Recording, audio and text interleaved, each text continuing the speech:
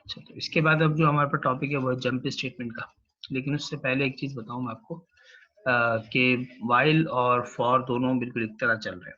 अब जरा हम यहाँ देखें, अगर मैं वाइल के लूप में स्टार्टिंग पोजीशन ही 10 रख दूं कि भाई ए की वैल्यू 10 है और जब तक 10 से छोटा है तब तक ये काम हो, तो देखिए अब ये लूप एक बार भी नहीं चलेगा, क्योंकि ए की वैल्यू इब्तिदा में ही 10 है। तो ये 10 लेस देन 10 नहीं होता, तो ये क्योंकि फॉल्स हो गई बात, तो ये लूप के अंदर जाएगा।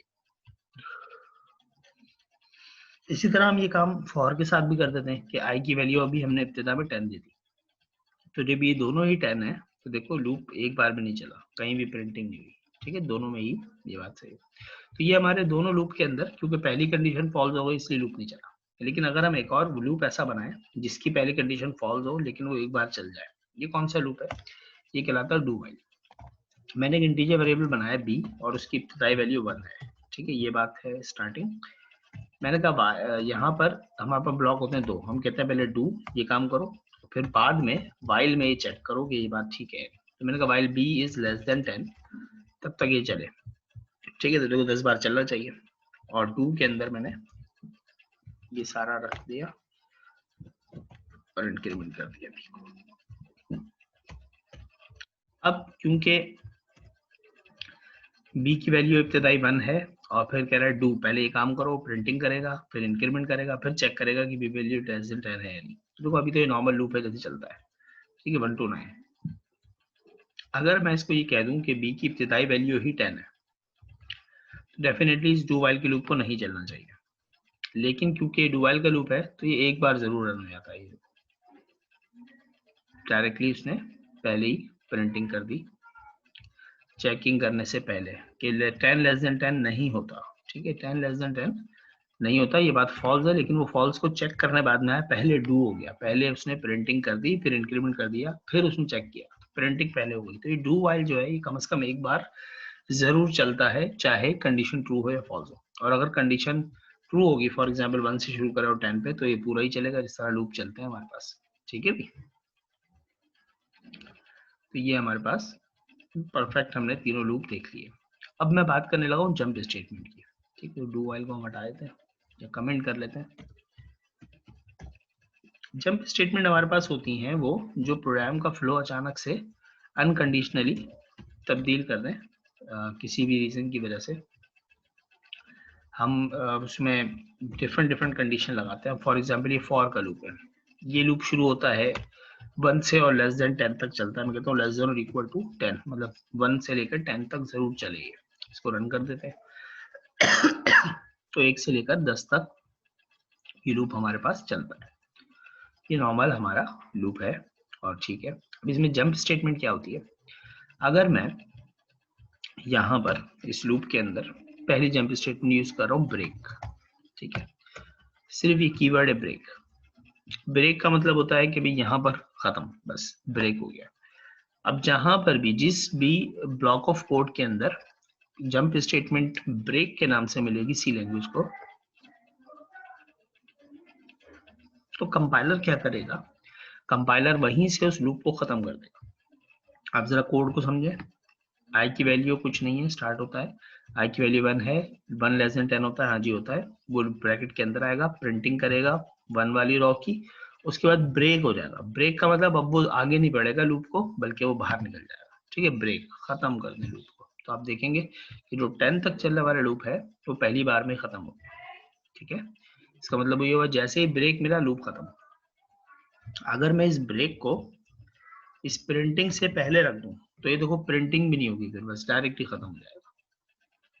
ठीक है, क्योंकि ये ब्रेक स्टेटमेंट है।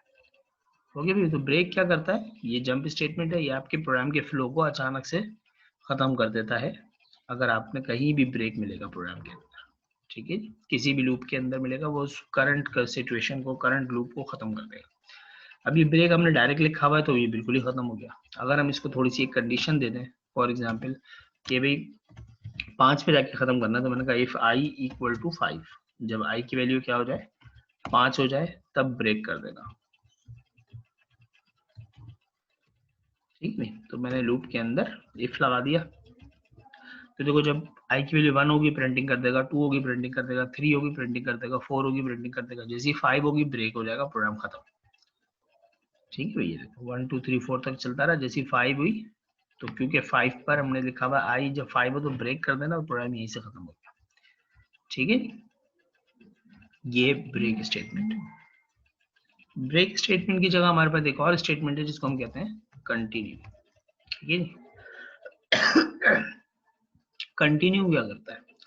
कंटिन्यू सिर्फ उस वाले स्टेप को छोड़ देता है जब कंटिन्यू मिलता है, और ब्रेक जो है वो लूप को खत्म कर देगा। ठीक है, देखो कंटिन्यू लूप को खत्म नहीं करेगा, बल्कि सिर्फ उस वाली स्टेटमेंट को बीच में से स्किप कर देगा। देखो 1 चला, इफ नहीं चला तो कंटिन्यू हुआ, प्रिंटिंग हो गई, 2 पे प्रिंटिंग हो गई, 3 पे हो गई, 4 पे हो गई।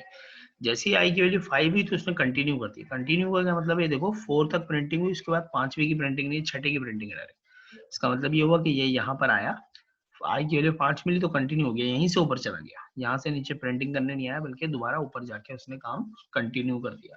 ठीक है, तो वो उस वाले स्टेप को स्किप कर देता है, ये है कंटिन्यू। ठीक है, एक और जंप स्टेटमेंट हमने पढ़ा था पहले भी, वो मैं अब दोबारा करा देता हूँ, और वो था हमारा गो टू स्टेटमेंट। ठीक है, तो ये तो सब है। ठीक है, मैं यहाँ पर इसको हटाता हूँ।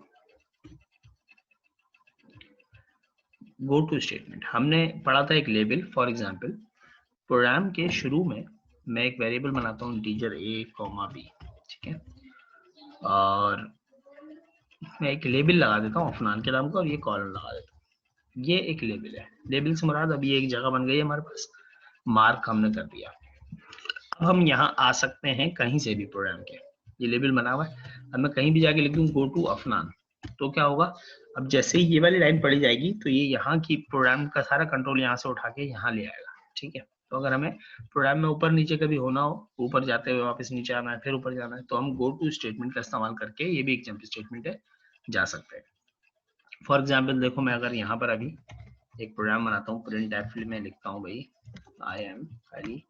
ठीक है, तो ये प्रोग्राम तो बस ऊपर से नीचे चलेगा और खत्म हो जाएगा। ये देखो, ओ सॉरी, ये इनफाइनाइट हो गया क्योंकि हमने गो टू लिखा हुआ, मैं गो टू हटाया था, तो आई एम एल चला और खत्म। ठीक है, प्रोग्राम शुरू हुआ, उसने एक लेबल बनाया, आई एम एल चला और प्रोग्राम खत्म। अगर मैं यहाँ से गो टू अफनान कर दूं तो ये क्या होगा? बार बार यहाँ ऊपर जा रहा है, आई एम एल प्रिंटिंग कर रहा है, फिर गो टू अफनान दोबारा ऊपर चला जाता है, आई एम एल प्रिंटिंग कर रहा है, फिर गो टू अफनान दोबारा ऊपर चला जाता है।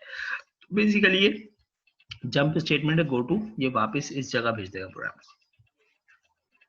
हम यहाँ कह देते हैं कि भाई हम बंदे तो पूछ लेते हैं उसने दोबारा ऊपर जाना है या नहीं जाना। तो हमने यहाँ आई एम एल प्रिंट करने के बाद ये हमने सिर्फ इतना पूछा, या लिख देते हैं वांट टू कंटिन्यू, क्या आप कंटिन्यू करना चाहते हैं। ठीक है, और उसमें हमने कह दिया y का मतलब है 1 और n का मतलब है 0। ठीक है, अब वो इनपुट देगा, तो मैंने उसको स्कैन एफ करके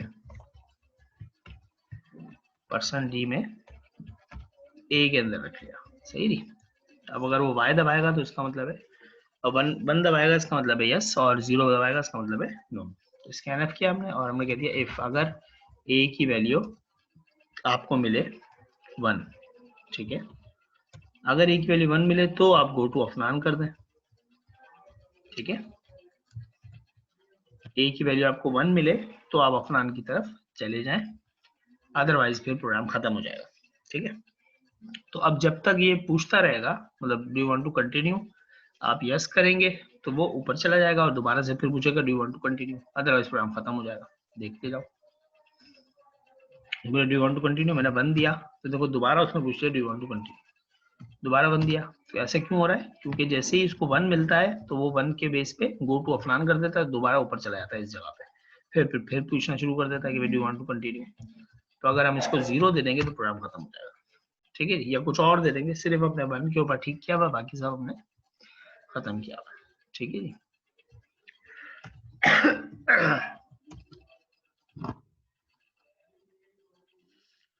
ये हमारा जंप स्टेटमेंट है।